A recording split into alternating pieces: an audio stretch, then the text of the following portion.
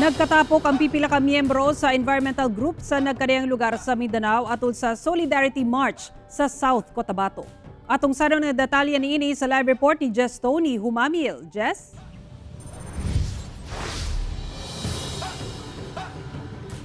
Sara mokabat sa 29 ka mga environmental groups o gibana ang anaa sa 4,000 ang nag-participate sa Solidarity Walk nga gipahigayon sa atubangan mismo sa provincial capital sa South Cotabato.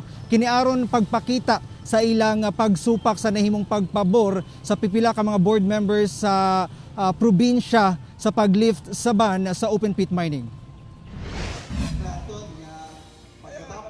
Bitbit ang tagsa-tagsa ka mga karatula nga nakasulat ang ilang wa pag-uyon sa paglift sa ban sa open pit mining sa South Cotabato. Nagkahiusa ang pipila ka mga environmental groups nga nagikan pa sa nagkalain-laing lugar sa Mindanao. Pinaagi sa Solidarity Walk nga gisugdan sa Christ the King Cathedral padulong sa provincial capital sa South Cotabato sa Coronadal City.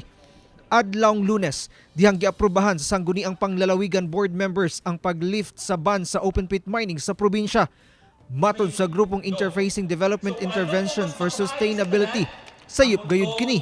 Tugid ang primary affected no sa pag-lift sa ban sa open pit mining, pero ang epekto ani niya maabot no sa uban nga mga probinsya, Davao del Sur, ang Sultan Kudarat, ang probinsya sa Cotabato, kag ara pa ang Jensan. Ang remaining forest na to is tanggalin pa natin, may contribution pa yan dun sa carbon ng buong Pilipinas, ng tibuok.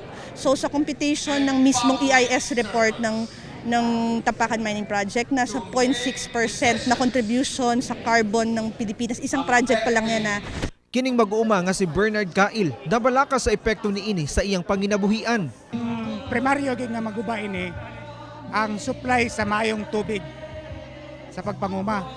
Kay oras nga wala na tubig, kung kontaminado ang tubig nga mosulod sa among kaumahan, hilo ang mosulod, imbis nga mag-produce taog safe nga pagkaon, sufficient nga pagkaon, ma-endanger ang seguridad sa pagkaon o ang safety sa pagkaon. Si Bishop Kasika sa Diocese of Marbel, gipasibaw ang kasubo sa maong desisyon. Gani, malaumon kini nga i-veto ang desisyon sa gobernador sa probinsya. No? Pero galaon kita sa punta sa ballpen dito. Kaya nga i-mention sa amon sa iyang assessment, pwede ko siguro mambal sa ano. Ano daw kung i-veto niya? Pero ang chance sa iyang assessment, 10% lang na hindi ma-override.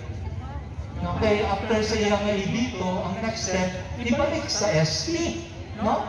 Pwede i-override sa SP. Tinanglan sa 2/3 votes. Apan duna sa pipila nga uyan sa paglift sa ban sa open pit mining. Sama nila Domingo Collado kinsa Municipal IPMR sa Tampakan, gumikan sa dako nga benepisyo niini alang kanila. Ingon man si Roy Moreno sa City Agriculture and Fisheries Council nga kaniadto supak sa desisyon. Kasi nakita namin na malaking economics benefits na darating sa rehiyon, especially sa aming mga IP community sa Tampakan dahil yung operation andyan sa loob ng aming ancestral domain. Ako naniniwala na all these things can be remedied. Lahat naman na problema ay may solusyon. Hinoon, tun-an pa kuno sa provincial government ang maong isyu una muhatag og pinal nga desisyon kalabot niini. Na hindi pa nakarating sa opisina ng governor ang amendments ng ordinance ng environmental code na kinreate ng sangguniang panlalawigan. Pero ngayong araw rin na ito rin yung araw na mag-create tayo ng technical working group para pag-aralan ang lahat ng pwedeng pag-aralan, kausapin ang lahat ng pwedeng kausapin para lang masiguro na kung ano man na magiging desisyon ng inyong gobernador ay naaayon pa rin sa tama at maayos na desisyon.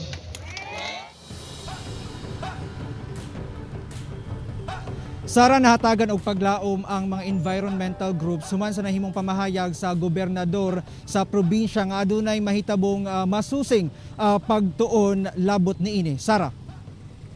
Jess, kaning mga nagprotesta din ha nga mga environmental groups, naka-file ba sila, nakaduso ba sila sa ilang formal nga petisyon o kanus ba kaha mo gawas ang kaning pinal nga desisyon sa gobernador din ha sa South Cotabato?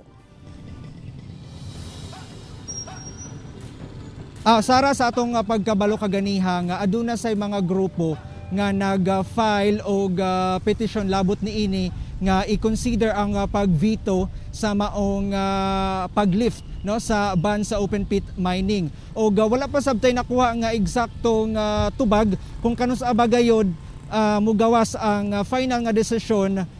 Kay mag-create pa sila no sumapa sa giingon sa gobernador kaganiha nga mag-create pa sila og technical working group kay diri nila pagahisgutan ang mga butang no labi na tong mga mulo-sab sa katawhan sa paglaom nila nga i-veto ang kining nahimong desisyon. Sara.